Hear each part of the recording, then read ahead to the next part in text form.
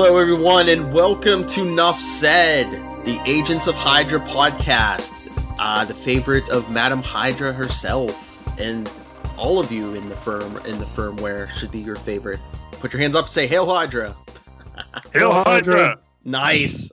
All right, everyone. Yes. That's right. We're in the firmware. Everything's messed up. Rob Southgate is somewhere teaching as a teacher, and Lil is wearing tight leather and third in command of Hydra. So you're stuck with me, Phil Parrish, and with me is Charlie, the Professor Esser. And Kenneth Smyson. The rookie. Currently without a nickname. We're working on that one. I just gave you one. Oh, you did? Yes, Kenneth the Spider Slayer Smyson. The Spider Slayer. I don't know. That's a good one. Yes. It's a variation on the Smythes who created the Spider Slayers, and I often will mangle people's last names to make a nickname because it's fun. Okay. What is this bizarre segue? Yes. Well, it's a bizarro world, man. I'm sorry. It's a what if world. Oh, that's right. Indeed. What if Phil, Charlie, and Ken were the hosts of What If of Nuff Said? How bad could it be? Oh, that would be entertaining. Yes, well, Hydra will rule the world, though. So that's the trade-off. And now, at the end of this episode, we're going to have to find out from our fair listeners, was that a fair trade-off? Was it worth it to live under the rule of Hydra if Phil, Charlie, and Ken become the regular hosts of Nuff Said? Okay. Oh my. All right. So all right, let's get into it. Let's get into it. So what did you guys think? I mean, this was one of my favorite episodes probably of like the entire series. Yeah, this was a really good episode. What was fantastic about this is just the level of reality within the framework. Mm-hmm. And here's the thing about the framework that you have to remember. There's like 6 actual brains in it right now. There's the shield guys, there's the scientist, and everybody else from Ward on up are just replicants. They're just programs. Lines of meant to simulate a human being. And here's what I'm going to say, and here's what I think is I don't know if it's going to be revealed, but I really think that what we're seeing here, especially with Hydra taking over, what we're seeing here is going to be a linkage between the Darkhold and Hydra. Mm-hmm.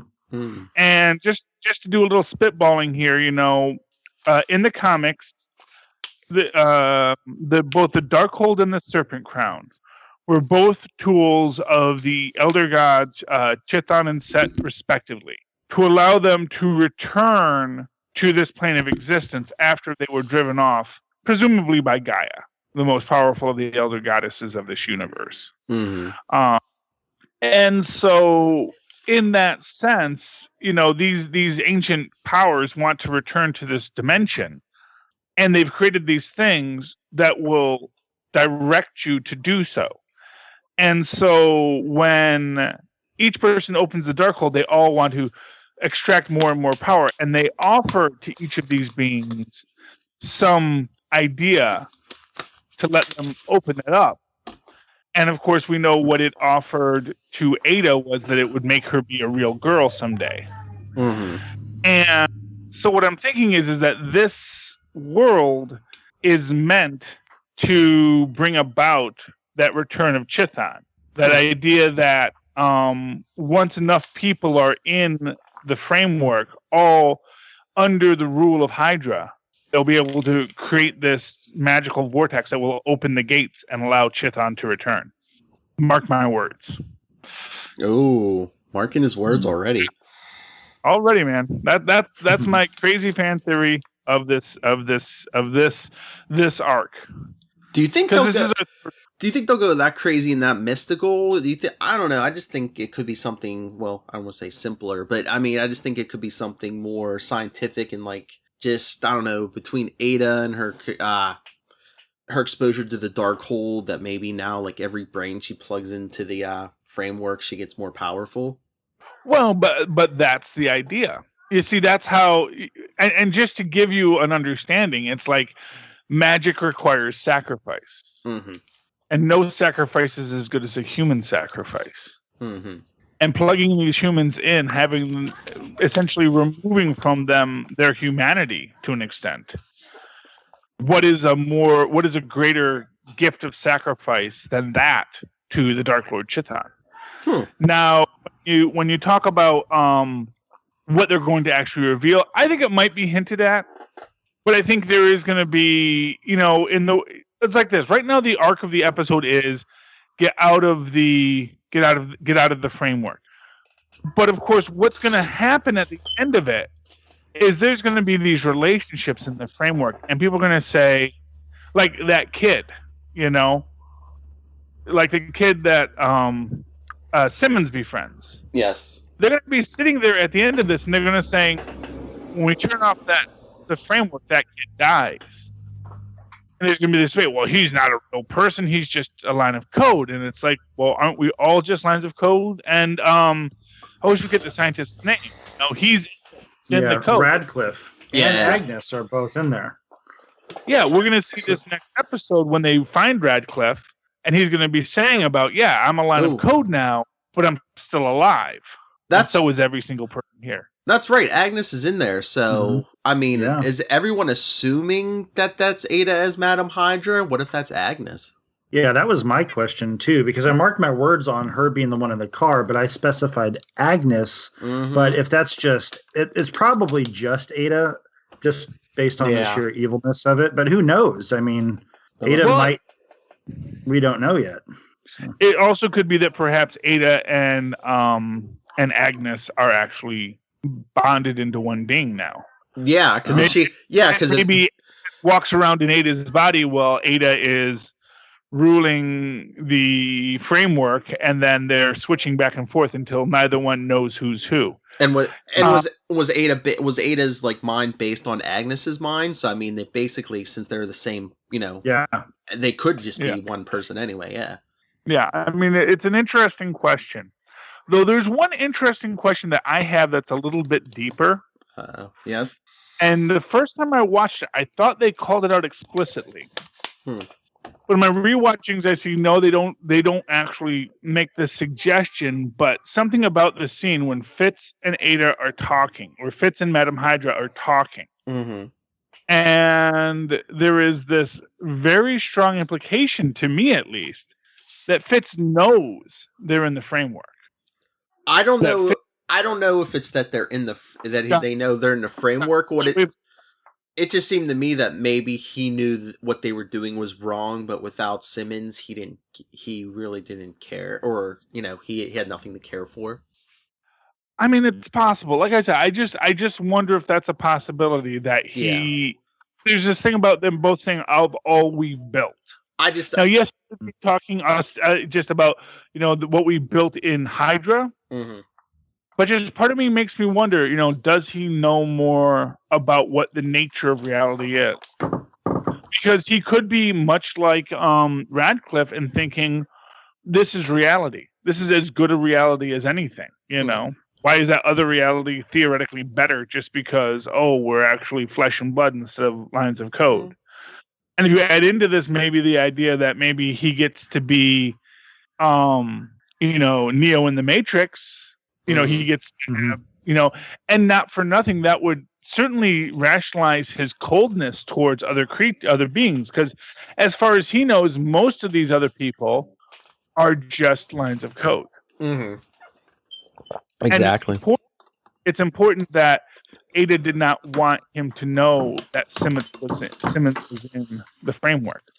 Now, maybe it's because she's afraid it'll awaken memories, but it's also could be that he actually does know about Simmons because he does know that this world is manufactured. Well, I'm thinking is that why Ada? Do you think that's why Ada killed Simmons off in the reality of the framework? I think to some extent, because you know why? Yeah, actually, I think that's probably correct. And actually, that would speak to the idea that the framework, that Fitz is aware of the framework in the same way that Radcliffe is aware of the framework. Because if they had just had Simmons be Hydra,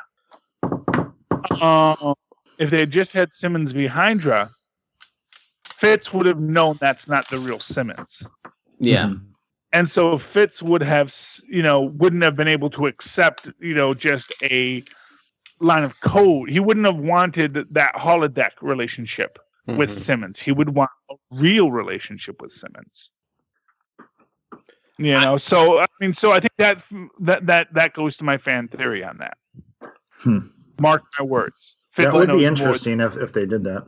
I mean, they played it like, Ada was kind of giving them all what they wanted. I don't know how the Fitz thing works, but I mean, May was where she was at because she didn't kill the Inhuman girl, and now all the Inhumans are hunted.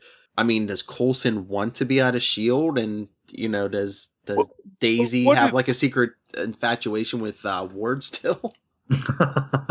Well, it's important to note that Daisy wasn't in it wasn't in this. True. They didn't. Yeah, when it was great. Yeah. So when you really think about it, so what essentially happened is like the one person who actually had, and really, as far as we know, the only real people who've had things change for them that were maybe things they wanted were So here's what it is. Phil had some regret about joining S.H.I.E.L.D. It's first because he knew he could never have a normal life. He has essentially the superhero's dilemma without actually the advantage of being a superhero. He can never really have a normal human life because he exists in this world that's outside of himself. For May, it starts from the girl, and then of course what happens is every other action after that has an effect on something else. I was a little disappointed that they said that the incident was in Cambridge, not Stanford. But I can understand why they might have done that. There's several reasons, not least of which is that they've already had a civil war, and they may not want to hint to that too much. And more to the point, they may want to keep Stanford available for future situations. But Phil's thing was he wanted a normal life. And that seems to be what Mac wanted, too. Mac wanted to have his normal life. The only one who really wanted to be in S.H.I.E.L.D. was May. Well, to an extent, though, I would say Skye, before everything went sideways after the revelation that Ward was actually a Hydra, everything was going great for her joining S.H.I.E.L.D. up to that point. She was kind of feeling like she belonged somewhere and had a quasi-family. And so I can see Ada thinking that she would want to be returned to being Skye right before the Ward, reveal of him being the opposite side. Yeah, and of course, it's important to remember that, especially when she first gained her powers, because it wasn't a planned and ordered Terrigenesis. It was a very frightening and disordered Terrigenesis. And that, of course, is one of the big things about Terrigenesis is that it's really supposed to be structured and ordered. It's supposed to be something that you sort of embrace and come to. It's not necessarily supposed to be something that you just find yourself stuck in or find yourself thrown into, the way that every new human currently is. I mean, if there's going to be maybe an arc of the Inhumans movie, maybe that's what it has to deal with, is the Inhumans trying to create some order to this inhuman world now when they realize that all of their people are scattered about the globe, and now they have to find a way to unify them and, explain to them who and what they are, what their true history is. So to come back to the plot line, we do have Simmons waking up in a shallow grave, although notably she's not decayed. And I found that very interesting because we see that there are skeletons next to her. So clearly everyone else is decayed and died. She basically comes out with just a few markings, but essentially like she went into that ground. And I think that is our first hint that what Sky and Simmons thinks is happening isn't. Because when Ada comes across it, and this is the thing to remember, they're in a computer program that is being run by Ada. So they essentially are in sort of a Murder World arcade death trap, you know? Mm-hmm. And they thought they could sneak in without Arcade knowing, without Ada knowing that they entered Murdered World. Now, the interesting question is why she's letting them walk around at all. And that could be a part of what it's all about as well. Well, she could just be testing to see what happens when real people, that are not lines of code actually function in this world. Yeah, and as we saw at the end of the episode, they can't get out. Mm-hmm. But my big question is, I guess since this is an artificial world and everything's supposed to be perfect, but it's just like, I guess there was a spot on her sweater or whatever where, the fake her got wounded, but Simmons just walk around just a little dirty, and everyone's like acting like she's tearing her face off. They're like, "Oh my God, are you all right?" Yeah, well, but what? Because she didn't look good. I mean, that was what was interesting. Well, that's what I'm saying. And I think that's kind of. I think that's the thing is like I think that since it's a computer-generated world, she gave her just enough so that she wouldn't be suspicious of her new zombie status. Well, at the same time, letting her, because I mean, really, what she should have gone into, who knows? Maybe she should have been a reanimated corpse. Wouldn't that be interesting if she was just walking around as a zombie? Mm-hmm. If Simmons' whole thing was just being like, I can't talk because my larynx have decayed, Yeah. And they really played up the zombieism aspect of it. But so I think one of the things we're going to see, maybe in the next episode or two, is this idea of how much Ada and maybe how much Fitz is in control of their universe. And maybe there is going to be this whole thing. Maybe Fitz has to battle Ada, total Matrix style,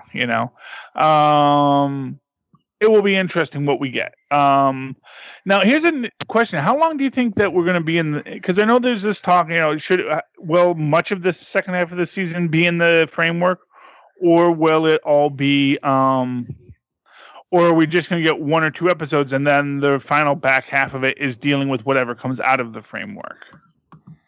Well, Ada's essentially the only villain at this point. So, I mean, they'll have to deal with her somewhat outside of it, but I can't. If they get out of the framework within a couple episodes, it depends on what she's got up her sleeve to be able to fight them in the real world.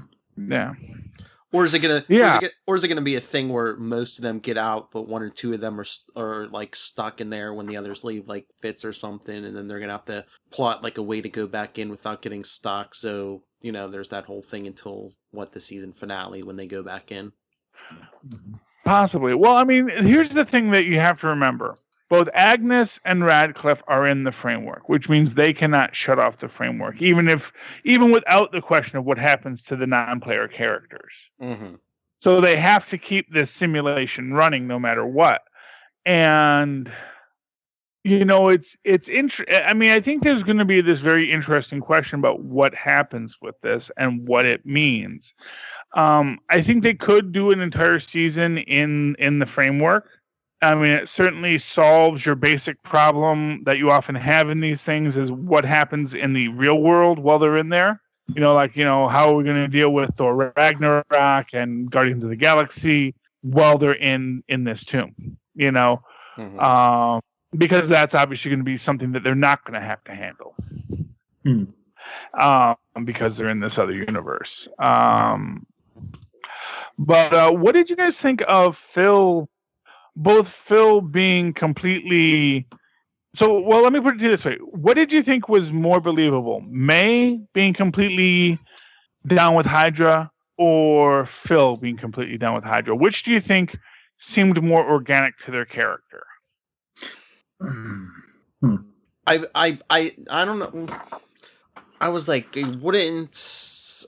I don't know. I just thought Coulson would be more about getting more about shaking it off, which I guess he did by the end of the episode, because they did the whole Tahiti thing, and he has had his mind messed with before, so that's why he had somewhat, he could eventually find his way back, or at least somewhat. Yeah. I'd have to lean slightly with May, if only because, well, I don't know. The big variable that affects that question is the fact that Coulson, his history change went way back, so far back that he never joined SHIELD, whereas it presumably up until the Bahrain incident, May's, that was the first big change, and then of course Hydra winning the events of Winter Soldier was the other big change, and presumably she could have been recruited into Hydra prior to that, for all we know. Well, actually, that's an interesting question. We don't know that Winter Soldier ever occurred in this. Yeah, I thought it was them working with the Nazis in World War II is how Hydra came to power. No. From what I gathered from this is that, because it doesn't seem like it's that old of a universe. It seems to pretty much date from shortly after the Bahrain incident. Mm-hmm. That essentially, so which means that this could be a universe without an Iron Man, in which Cap was never found, in which maybe there's a Hulk out there and maybe there's a Thor out there, but they aren't necessarily bound to this universe. They maybe never built a reason to be brought back to Midgard. The Hulk may be out there in the Nevada desert just sleeping around as he does in the comic books, and Thor may have returned to Asgard or may have been trapped on Earth, if they even bothered to write a Thor. That's the thing. The thing is that you could just as easily in these what ifs, have what if Thor never fell from Odin's graces. Mm-hmm. Yeah. I mean, so Thor never comes to Earth in that. I mean, yeah, the whole thing's it's an artificial world, so probably the easiest thing would just be don't write any superhumans or Avengers or anyone in. But then why do all the Inhumans out? Yeah. They did write in the Inhumans, and I think the reason for that, and this is what I think is what we're going to get when we get to Mace next week, is I think that it was important for people to have. I think that the fact that there is a resistance is important because it gave something for people to do. Mm-hmm. And it distracted people from, in the Matrix, there are homeless people, and the reason there are homeless people is because if it was a perfect world and there were no homeless people, why would you would be too aware that this was an imperfect world. Well, yeah, didn't they say that in the Matrix? They tried to give them a utopia at first, and the human mind rejected it. Well, yeah, exactly. And so what you have is essentially this manufactured conflict centered around Inhumans and humans. And again, like I said, it's important to remember in this whole thing. Right now, this universe is built up for 6 people. Mm-hmm. So among those 6 people, they needed an identity. And, I think maybe and here's what I'm going to say. I think the reason why they overwrote Phil so hard is because Phil was the guy who was able to unwrite himself the quickest. Yes. So remember, they had that whole thing about how quickly May would learn. Mm-hmm. But May didn't have the advantage of having to relearn herself before. Yes. Mm-hmm. And Phil has. So Phil immediately has keys. He has these unconscious cues in his mind, always telling him, this is not right. This is not what we're supposed to be seeing. This is not what it should be. So that's why they heaped all the baggage on him. Exactly. And they built him into a person. Honestly, if they were smart, they would have given him a cellist. But they obviously didn't get Amy Acker. Well, no, honestly, because you see that he has clippings of Amy Acker in his thing. Uh-huh. Because that's the thing. The reason he wanted to have that domesticity was because he wanted to be with the cellist. Mm-hmm. And not for nothing. I think isn't Clark Gregg about a decade older than Amy Acker? I'm not sure, but I feel that he is. Because that never happens in the real world. No, well, yeah, true that. But I'm just saying. But anyway, but had they given him the cellist, he might have been happy. But probably because Ada didn't know how to find the cellist, and because Phil's mind is much more opaque, Mm-hmm. She couldn't find the cellist to give him. And because they couldn't give him the cellist, his mind he could never be rooted, and they could just try to overwrite, but he keeps on finding his way out. Because his brain is creating things like the hula dancer to remind him of Sky. So does she not really have the ability to outright read people's minds entirely? Is that the assumption then? It might depend on the mind. And the point of Phil's mind is that because Phil's mind has been overwritten once before, it's like he's got scar tissue there. Gotcha. So it's harder to overwrite him, and it's harder to read what's inside. So that if you overwrite him, what's inside is still underneath that scar, and it's going to dig its way out. With May, what happened was, of course, everything is key to her as the central character of this arc, because in this universe, she was the only real human for a while. And so she was the human who brought the Inhuman back. Then what happened? What was the story that unfolded for that? And then Hydra takes over, and in her guilt over the Inhuman, she feels better that I serve Hydra and can actually be a leader of people and a force for justice. Because, maybe in this universe, Hydra isn't in and of itself evil. Although obviously you do have the fact that Hydra is tied to the Science Division of the Nazis. But of course, that's sort of as they've done in the Nick Spencer, Steve Rogers cap, where they basically say, yes, Hydra is an ancient organization that predates the Nazis. But when they bonded to the Nazis, they became infected by that Nazism. Mm-hmm. And that Nazism is what corrupted the true spirit of Hydra, as Steve Rogers might say. Hey, you know what? I'm looking at the next two descriptions for the next two episodes. This is interesting. I mean, next episode, of course, is Daisy and Simmons trying to get into the real world, and they say the identity of the Inhuman leader of the Resistance is revealed, which, of course, spoiler alert, is Mace. But yeah, episode 18, all it says is the truth behind Fitz's turn threatens to bring down all of S.H.I.E.L.D. Yeah. And I'm telling you, it's because he knows he's in the matrix. He knows he's in the framework. He knows this is his artificial world, but it's a better world for him. I just, do you think that, he knows, so he knows and he doesn't care because maybe he thinks even in the real world, Simmons is dead? Possibly. So he's like, I have nothing left. So what's the saying? Better to serve in hell. And maybe that's what they told him, and that's why they're hiding that Simmons is now in the framework. Exactly. Well, but didn't he discover that she was still alive? There was a report that came in, and he was all sources on it. I mean, she's at least given them some fake memory. So I mean, she could probably easily have given him, a memory that she died or something, or unless he thought that the original version of Simmons in the framework was the real one, and she got killed and buried. Oh. Now, and again, just to get back to the episode, of course, we find out that Ward, big surprise, is a double agent. Who saw that coming? Yes. Although now he's a double agent for S.H.I.E.L.D. Yes. Because at the end of the day, Ward will always betray whomever he is serving. I guess is the more. Well, actually, this makes sense within Ward's character as well. Because, of course, the reason Ward came to Hydra was because he wanted family. Mm-hmm. He wanted a family that could be his family. He wanted someone that could be there for him. And to that extent, he wanted to be with Daisy. Daisy was his family. And then when he found out Daisy was an Inhuman, his lines of code said, betray Hydra for Daisy. Then why wouldn't he move in with her? Well, because at the end of the day, he's still Ward. True. And, and the fact of the matter is, if he had moved in with her, then, it wouldn't have much of a story. No. But I think it works for the character. And I think he could also, because he is living these double lives. Because, that's the thing.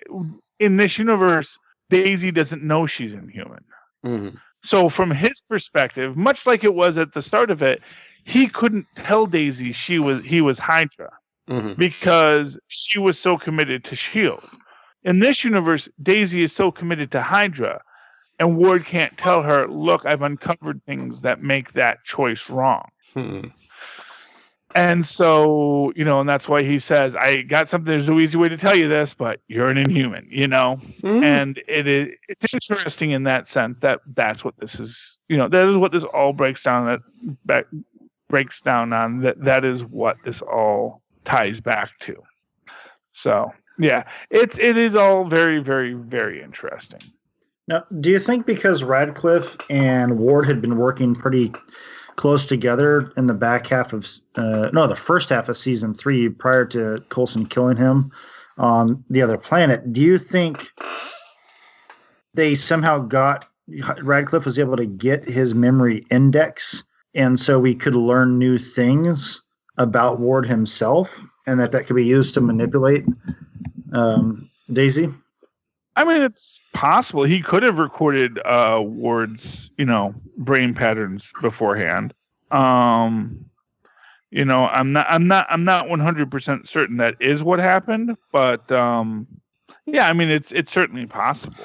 Well, how uncomfortable would it be if this version of Ward kind of got like his program or whatever, like plugged into an LMD, so like the team had like this new version of Ward around who's not evil, but they're just like, yeah, you're wearing a psycho's face. Oh, well, Brett Dalton's coming back. I mean, I think that's very heavily structured in this. And right after shocked by that too. Yeah, right after Lucy Lawless. No. Well, they brought Brett Dalton back, and they've said they really want to bring Brett Dalton back. They said they really like working with Brett Dalton. Oh, yeah. He's getting an LMD body. Yeah, no, they're going to give him something, and who he's going to be at the end of it is going to be interesting because, of course, he is perhaps going to have an ongoing with him and Ada where Ward has become a real boy, and Ada still is trying to figure out how you get to be a real boy. Yeah. Ward is born of code, but is real, and Ada is still stuck in between. Mm-hmm. And that's going to be the tension between them, perhaps. And remember, we still got to figure out what's going on with the Russian. Oh, yeah. Remember? Yeah. Like partly metal, partly real, like so much Silverhawk now. No. There's stuff going on, and it will not surprise me if we don't get Deathlock back, if we don't get Benjamin Britt back, at least in some capacity. Because it stands to reason that Triplet should be in here somewhere. Mm-hmm. Mm-hmm. Yep. Especially your fan favorite like Triplet, Oh yeah, I mean you have Ward. You should have all these, most of those guys in there. We probably should get a Lucy Lawless in here somewhere if they could afford her. Oh, I just want her in here just to hear what Rob says. Just rub it in Will's face. See, I told you. Well, and Hunter and Mockingbird. I mean, all of them could come back. But then we've only got 7 episodes left. That would be very crowded to squeeze them all back in. I don't think get Hunter and Mockingbird, except maybe in some kind of small. And honestly, Benjamin Britt might only be a cameo too, as might Lucy Lawless. But what is possible? So here's where you could get after this: is you could see sort of like the 3D printer coming online at the end, and we don't know who's coming out of the framework. But maybe once the programs figure out how to get out of the framework, some of them come out, And I think the first would be Ward, but the idea that you could have others coming out of the framework is always possible. Yes. That would be awesome. It would be. It would be. Any other thoughts on tonight's episode, guys? Anything that we didn't cover, or that you want to go back and say, oh, let's talk about this character or this item? Nothing specific. The only question I had, though, is when series do tend to bring a lot of first season stuff back around, and it's almost like a full circle to end the show. So do we think this is heading towards an end of the show, or just kind of closing out some arcs to head into new territory in season 5? Well, according to Entertainment Weekly, Agents of S.H.I.E.L.D. is considered strong likely for renewal for season 5. Okay. Yeah. Sorry, USA Today, because I was reading their article on who's sadly powerless is like officially or strongly considered to be killed I did write a nice impassioned letter. Please bring back Powerless. Quiet you. Because I think to me, what I love about Powerless is the same thing I love about Agents of S.H.I.E.L.D. And it strikes me that most of the complaints about Powerless were the same complaints I heard about Agents of S.H.I.E.L.D. The first season. And so I think, and that's why I say, I think if you give Powerless that second season, it's going to have that same strength because they're both the same concept, which is humans dealing with a superhuman world. Mm-hmm. And when it's hard to get that off the ground because it is this out there concept, and there will be detractors and people that don't like it. But I think that when you get to that second season, you're going to have people go, "Oh, okay, I'm getting this universe now, and I'm getting what they're trying to do." And I think that Powerless in the comedy genre is to me as interesting as what Agents of S.H.I.E.L.D. does in the drama department. I think that both are very interesting concepts, and I think that they do need that time to grow and to build out what the universe is. But that's me. I liked Agents of S.H.I.E.L.D. off the bat, and I liked Powerless off the bat. So, I may be the target audience for both, but yeah. I'm just thinking, Ken, you might have a point. I mean, when they were filming this, they might not have known, and they might have been more on the bubble. So, like, maybe they're going to write it so it could go either way. So if the series ends, you get kind of an ending, but if you go on, it's not going to affect it either. Yeah, and most shows, if the writers are decent, are able to do that in a good way. Yeah. But I wouldn't mind to see the show take a break, or with Inhumans coming out this fall. Well, I mean, the reality is they can always end, because the thing about Agents of S.H.I.E.L.D. is that because it's an ongoing series, all they need to do is tie up whatever the current arc is. Oh, yeah. So right now, you could have them all get out of the framework, and that's the end of it. Mm-hmm. They say, and Ada's stuck in the framework. The framework will continue to keep the people that are in the framework alive, but we're just going to let that world exist in this place, and we're going to put up some firewalls to make sure they can't get out. Yeah. And we're going to look out over the helideck, over the helicarrier's helideck, and we're going to say, that was a hella good story. And, that's how you end it, because S.H.I.E.L.D. will go on, and S.H.I.E.L.D. continues to exist, and the battles continue. But for right now, this arc and this team of heroes, their story is done. Yeah. So you can always end it very easily, any season like that.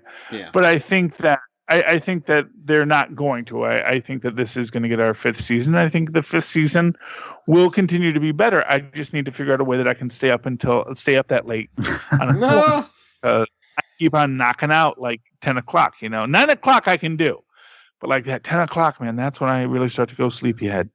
Well, if they do a season 5, I gotta say it would be very poetic for Coulson's return to the movies to occur in Infinity War. If in the first Avengers movie he was kind of the his quote unquote death was what brought the heroes together, and to reveal that that he's still alive, his life to bring him back together. I think they could have a lot of fun with that in the writing room. Yes. Well, my hope is. Just to put this out there, I hope that we might get Fitz in Ragnarok. You know why? Fitz. Why? Because they need someone that can put the hammer back together. Oh.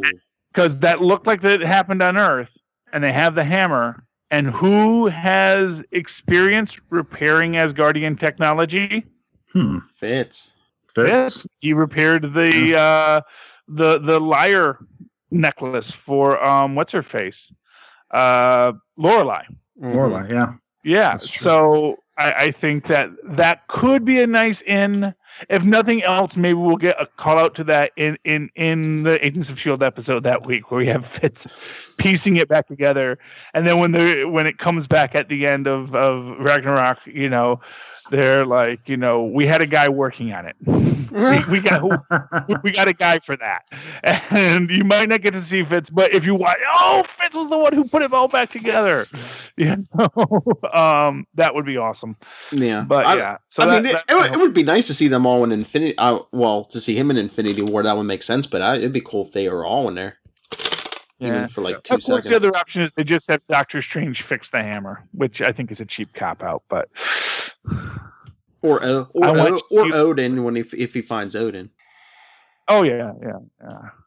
And that's what's weird is like we have our trailer that has dropped, but we also have what like the plot lines we've already gotten, which is this idea of Loki and Thor in New York City, Odin as this homeless guy, and how these two disparate stories fit together. That I think is going to be the tightrope of this movie, because I think we just saw something that looks really great, like as good as the Suicide Squad trailer. Then we have to remember that after Suicide Squad trailer, we got the Suicide Squad. So I think it's fair to say that there could be disparate stories here that we're not getting, or that we're getting too much of one story, much like Suicide Squad with the Joker Harley story that wound up being almost nothing in the actual movie. And so I think that's if you want to have a reason to worry about Thor, that's the reason to worry about Thor. And did they purposely drop this on National Siblings Day? Oh, maybe. I wonder if they're going to actually make Hela Loki's child in this. Yeah. No, I just want Kate Blanchett saying "Hello, Dad." That would be ballsy, but I mean, if they're going to be that ballsy in any movie, it would definitely be this one. But you know, what we've seen on the so far. Because you have Loki dealing with his rejected child in the same way, and the problems that it causes in the same way that Odin deals with the problems caused by his rejecting his child. Ooh, yeah, see, right. It's all comes back. All the chickens come to roost, man. That's all I'm saying. And I mean, they're all immortals, so I mean, you can't be like, oh, he doesn't look old enough to be her father. They're all immortals. You can't tell. And he's a shapeshifter, so exactly. True. He can turn into a horse, and he has horse kids too.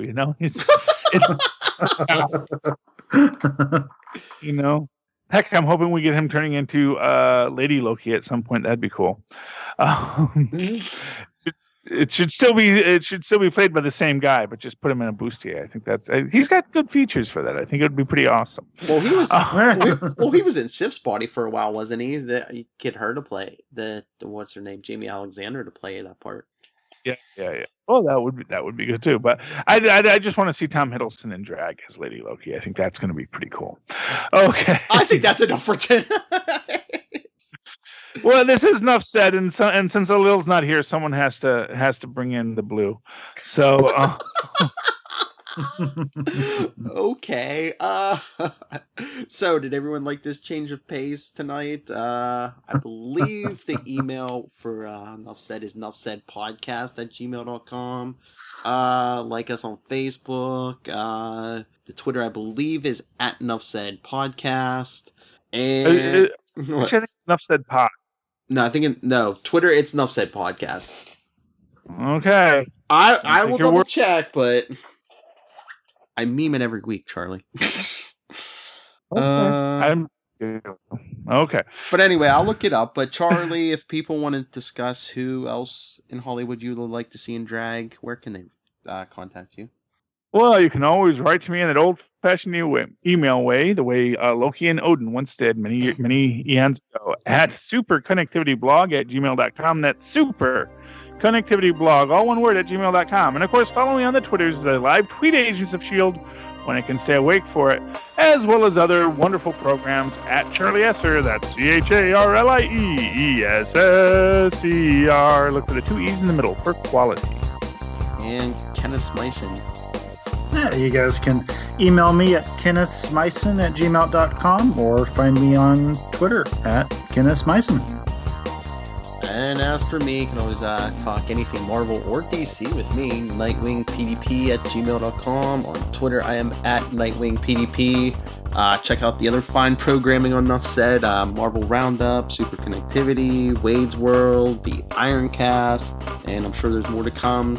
And if you like DC, check out Legends of DC, Before the Bat, and World's Finest, for all that goodness. So... Alright, how do we end this, gentlemen? Enough said. Enough said. Enough said.